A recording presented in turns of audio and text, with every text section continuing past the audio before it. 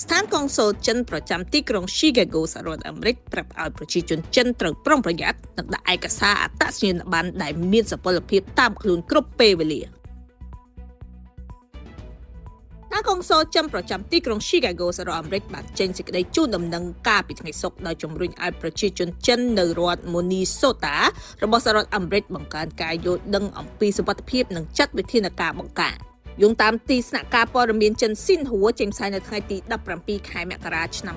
2026បានឲ្យដឹងថាសេចក្តីជូនដំណឹងនេះបាននិយាយថាប្រតិបត្តិការអនុវត្តច្បាប់កំពុងត្រូវបានអនុវត្តនៅក្នុងតំបន់ជាច្រើននៃរដ្ឋ Minnesota ដោយរំលឹកដល់ជនជាតិចិនឲ្យតាមដានយ៉ាងដិតដល់នៅការប្រកាសផ្លូវការនិងរបាយការណ៍ប្រព័ន្ធផ្សព្វផ្សាយកាន់ឯកសារអត្តសញ្ញាណប័ណ្ណដែលមានសុពលភាពគ្រប់ពេលវេលារក្សាការប្រុងប្រយ័ត្នបង្កើនការយល់ដឹងអំពីសុវត្ថិភាពផ្ទាល់ខ្លួននៅឲ្យឆ្ងាយពីការជួបជុំតំបន់មានមនុស្សច្រើនឬសង្កាត់ដែលមានសន្តិសុខសាធារណៈមិនល្អ